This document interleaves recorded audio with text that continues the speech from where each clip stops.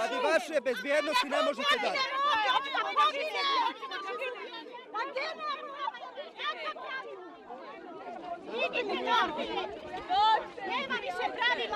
Stani tu! Stani tu!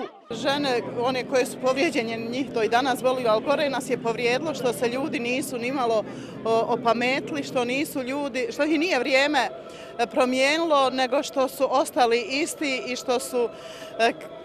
Posjetila sam se 95. godine kako su krenuli na goloruk narod, a to je sve ono što se zločin nagrađuje, a žrtva kažnjava. Posle 18 godina ponovo nas je povrijedila Karadžićeva i Dodikova policija. Nas su povrijedile, ali mi smo pobjedili.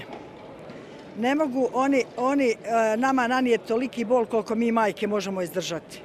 Ali na kraju nećemo im nikad oprostiti, nećemo im nikad halaliti. Ja nisam htio tu intervensati jer ako iko ima mandat i pravo to da radi, to su majke koje su svoju djecu i muževe izgubile na tim mjestima.